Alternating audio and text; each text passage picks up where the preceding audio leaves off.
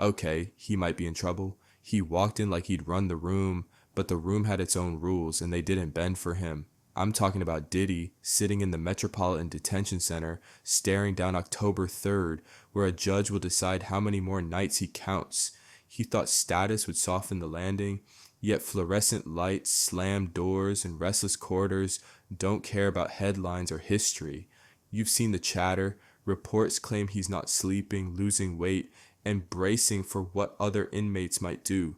And depending on who's talking, it sounds like either karma showing up or a PR fire drill before sentencing. I'm not here to play referee. I'm here to track what's confirmed and what's being floated, because those two lanes keep crossing but never quite meet. What we know is simple: the verdict was split, the clock is running, and the Metropolitan Detention Center isn't built to protect egos. What's being said is messier. Rumors suggest panic spikes, food he won't touch, and a swagger that evaporated the minute the door locked.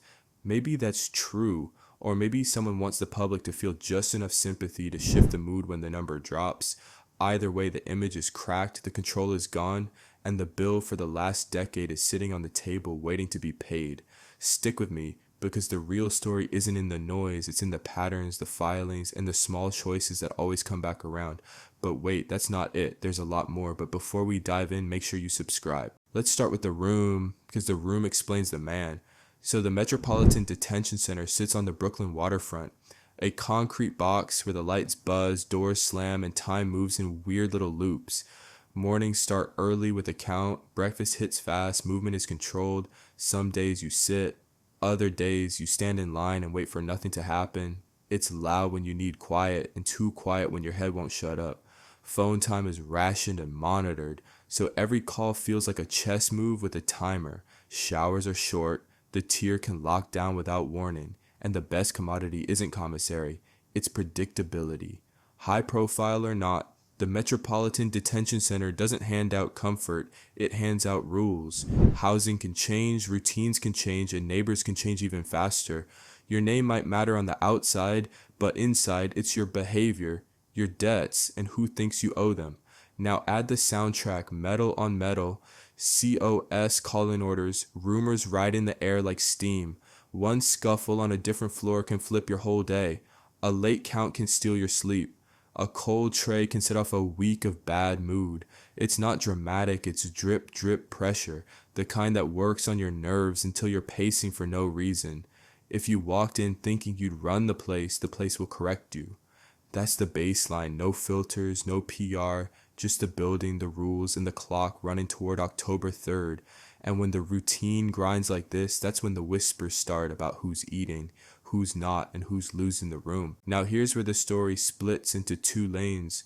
On one side, you've got the headlines, breathless pieces saying he's not sleeping, he's spiraling, he's certain someone's lining him up for a hit, and every night ends with him jolting awake, heart thumping like a drum line. Those reports travel fast because fear is clickable and fear sells. On the other side, you have the part we can actually point to without guesswork. He's still at the Metropolitan Detention Center. The schedule is rigid, movement is limited, and October 3rd is circled in red. That's the part that doesn't need mystery. It just needs a calendar. I'm not saying the panic stories are fake, I'm saying they're unverified. And unverified claims have a habit of growing wings online. Could he be losing sleep? Sure. The place is loud, the nights are long, and when your control disappears, your thoughts get louder than the tear. Could he be putting on a quiet performance for sympathy? Also possible. Right before sentencing, everyone suddenly becomes a character witness, even when the only witness they're really chasing is public opinion. That's how power tries to negotiate with a clock, so I hold both ideas in my head at once. Maybe he's genuinely rattled because the routine grinds, the power's gone, and the phone doesn't ring when you want it. Maybe his camp wants that picture painted for the judge, the press, and anyone who still thinks numbers can be softened with a good story. Either way, I'm not buying the drama without a receipt, but I'm not ignoring the smoke just because it makes good TV. And if you're wondering what would actually turn the tier against him, not the rumors, but the choices, wait till you hear what came out in the filings and why favors inside always come with a bill. Now you might be wondering why inmates may have turned. So power inside runs on small trades, time on the phone, a spot in line, a favor that saves you an hour. If you come in famous and start bending those tiny rules with big expectations, people clock it fast. Reports claim he tried to push reach where it doesn't belong, extra calls, extra access, extra pull. And when that kind of credit dries up, the interest is social, not financial.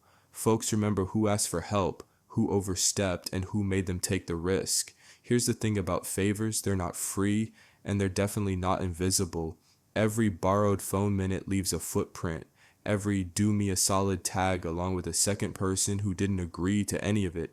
When consequences land, loss of privileges, tighter watch, heat from staff, the room does the math and picks a target. You don't need a full-on conspiracy, you just need enough people who feel used. That's how a tear cools on you, not with a headline, with silence, side eyes, and a seat that stays empty when you sit down. So when you hear he's scared, it might not be pure paranoia. It might be the aftertaste of deals that soured, shortcuts that got flagged, and allies who realized they were never really allies, just a tool for someone else's plan. Inside, reputations flip on small moments, and once the shine wears off, there's no rebrand. You either live regularly or you live carefully.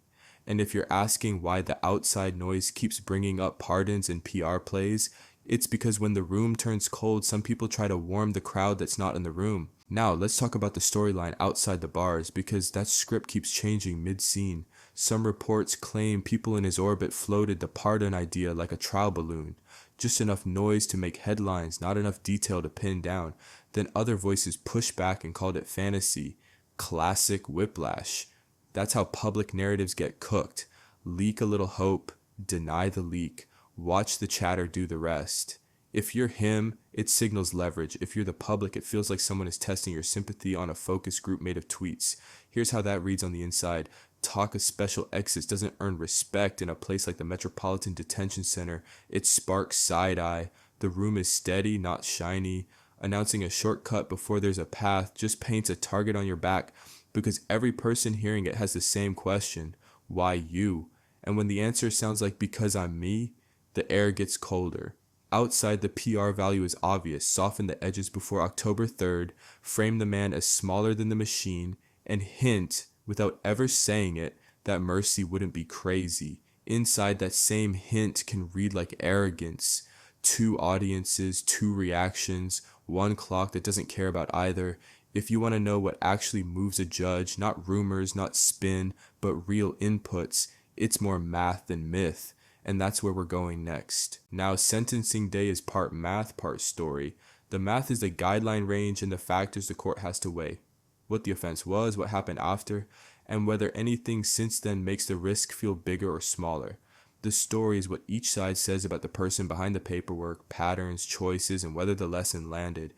Add in letters, disciplinary notes, and any hint of gamesmanship, and you get a number that's supposed to make sense on both punishment and prevention. No speech fixes the record. If the judge thinks he pushed lines in custody, that lands. If the judge sees genuine change, that lands too.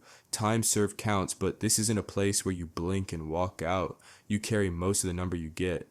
After that, you're looking at supervision, rules about travel, contact, and how you move online, plus fines or restitution if the court says so. The flashy headlines won't set the pace in that room, the filings will. Could the court go lighter than people expect? Sure. Could it go heavier?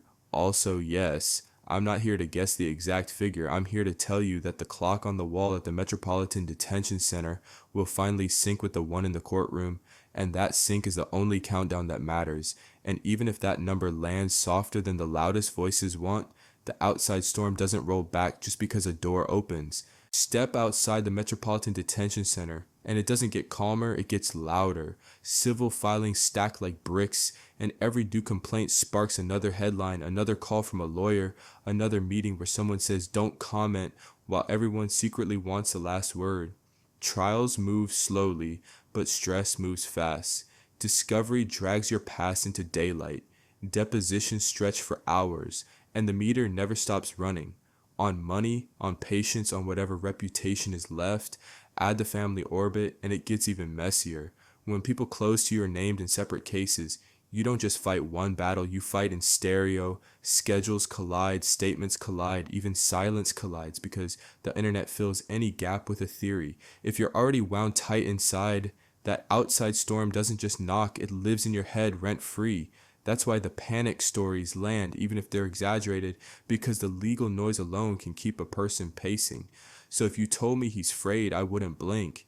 And if you told me his team is pushing soft focus pieces to cushion the blow before October 3rd, I wouldn't blink either. Both can be true in the same week. Here's the split screen I keep seeing. Read A. He's feeling the weight. No shortcuts, no special hallway, no phone that fixes everything. The nights grind him down, allies thin out, and the mirror shows a version of himself he doesn't recognize.